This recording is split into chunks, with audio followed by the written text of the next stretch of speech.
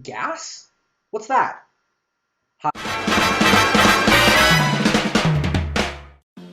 Hey, how's everybody's quarantine life going? Mine is basically on full lockdown, can't really go anywhere, can't really do anything, but you know what, maybe that's okay. Let's jump right into my presentation, which will be on electric vehicles and carbon emissions, automobile carbon emissions to be exact. But first of all, before we get into that, I need to put out a few disclaimers that are really important. Right here, wait, sorry, that's a definition of sarcasm, let me just get rid of that real quick. Right here. The following presentation is not sponsored by any electrical vehicle companies. Donald Pan and other associates do not endorse or promote Tesla, Toyota, Honda, Nissan, or any other brands that are shown in the following presentation. Now, you might say, Donald, why are you doing this? Why do you need to put a disclaimer here? This is something for school, right? The thing is, when I was writing the script for this video, the more I wrote, the more it sounded like I was just trying to promote Tesla. I don't really want to call it a Tesla ad, but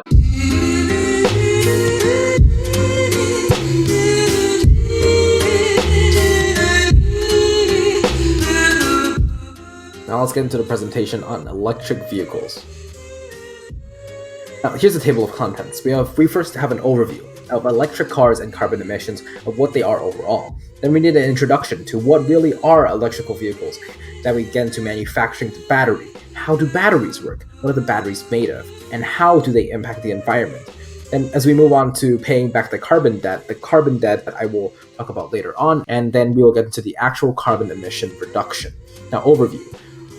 Electric vehicles, we will call them EVs for simplicity's sake in this presentation, but some common misconceptions that there are is that EVs have no carbon emissions. They can infinitely solve climate change, and the electricity is basically completely renewable because it is electricity and it's not from fossil fuels and such.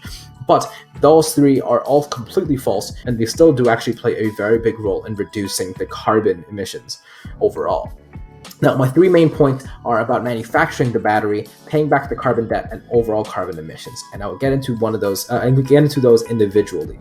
Now, first of all, what are electric vehicles, and how exactly do they differ from conventional cars? Now, the most obvious ones are that they use electricity instead of gasoline or diesel. Instead of having a fuel tank, they are powered by electricity and a fuel cell, and which makes them much safer because there's no giant gas tank bomb that is right below where you're sitting.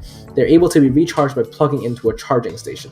That's why many hybrids that aren't able to be plugged in, we're not going to count those as electric vehicles. But the ones that are able to be plugged in, we will count them as green EVs. Now, electricity also allows for cleaner transportation with basically no exhaust. It is faster, almost instant acceleration, but the drawbacks come, and one of the biggest ones is that there's a shorter range on electric vehicles per charge/gas refill than a normal conventional car. Now, point one on manufacturing the battery. Now, the large amount of energy that is into producing the car is used to produce specifically the battery. There are many uncertainties really around the production of EV batteries. Different studies with different numbers can be very confusing. And EVs require a very large amount of energy to run, which caused batteries to be extremely expensive since lithium is a very expensive metal and lithium-ion batteries are really expensive to manufacture. However, one thing can be certain, and that is as battery prices drop, and continue to drop, and manufacturers start creating larger and larger batteries for larger and larger EVs, and also for longer drive ranges, the emissions from the batteries will actually cause a huge impact in benefiting the overall carbon emissions in our world. Moving on to my second point, paying back the carbon debt.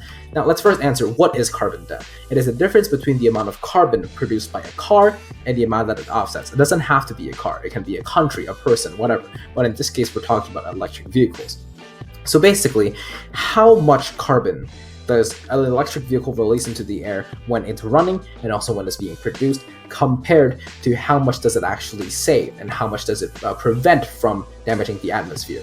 So basically, it's a relatively new term. A typical conventional passenger vehicle emits about 4.6 metric tons of carbon dioxide per year. This assumes that the average gasoline vehicle on the road today has a fuel economy of about 22 miles per gallon and drives around 18,500 kilometers per year. This is actually a very, very important part because it gives us some great statistics to compare the electric vehicle to the conventional car. Now, for example, let's take a car, for example, the Nissan Leaf EV 2019.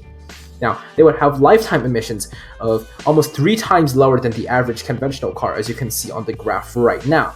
For now, EVs being produced are just as efficient, if not even more efficient than the Nissan Leaf EV, should have a much lower emission rate after year zero. And year zero is the year when the vehicle was created and sold, and the excess carbon debt would be paid back after 2 years, less than 2 years of driving. So less than 2 years, an electric vehicle can pay back all the carbon that it has produced during the manufacturing back into the society, and so it would actually save a lot of carbon that is being put into the atmosphere and would benefit the environment greatly. Now, the most important question is overall carbon emissions. How much do electric vehicles actually reduce carbon emissions when compared to conventional vehicles? Now, there are studies in Germany that claim that their green electric vehicles are not really reducing carbon emissions at all, and the Wall Street Journal like to call them Germany's dirty green cars. Now, EVs have emissions up to 43% less than diesel vehicles overall for a study done in America, and studies done by Nissan, Toyota, and also some professors from the Carnegie Mellon University have shown that cars such as the Nissan Leaf 2019 are twice, if not 3 times, as eco-friendly as gasoline cars, and even some hybrids that are able to be plugged in are much better in terms of carbon emissions. Now, why are EVs overall better? And now this is extremely important. First of all, they have a much faster acceleration. Electric motors are almost instantaneous. When you press down on a gas pedal in a gas car, they need to wait a second for the engine to start up, for the engine to start running, and the motors to turn. But electric vehicles, they have an electric motor, which means it is almost basically instant. They have very low maintenance. There are software updates mostly. Not as many moving parts as a gas vehicle, not as much maintenance is required, and as the technology continues to develop, sooner or later, the amount of maintenance that you would need per year might just be once or maybe even twice. They're also very safe. It is a much heavier car than your conventional gas vehicle, which means that you have a much lower chance of flipping or causing a giant accident, even though a lot of the plating on the car is actually made of aluminum, which actually makes it much safer for the passenger. And there's no giant gas tank. This is the main point. There's no giant gas tank bomb right below where you're sitting as the passenger to endanger you. Instead, there's just a giant battery. This makes it so that electric vehicles are overall really safe. And last but not least, the most important one is that you don't have to pay for gas anymore. You don't have to pay thousands of dollars per year for gas. Instead, you can simply get to a charging station or install one right at your home and charge it every night for an ample amount of energy and power in your car to use for the very next day. Now, to conclude this, electric vehicles are getting greener and greener because the technology is advancing faster and faster. They have lower carbon emissions than conventional vehicles. They have better overall benefits. And, they're just really cool. Teslas, they're amazing. The technology that goes behind them are incredible. Now, thank you for listening to my presentation on electric vehicles and carbon emissions, and I hope that you can realize my point is that electric vehicles, they actually reduce a lot of carbon emissions in our society, and they are indeed the way to solving climate change and also to a cleaner and a better future. Thank you. Let's take a look at some ways electric cars are bad for the environment. And let me tell you, there's a few. One of the biggest arguments against electric vehicles is that battery production for an EV is much more detrimental to the environment than the production of internal combustion vehicles. So, is that true?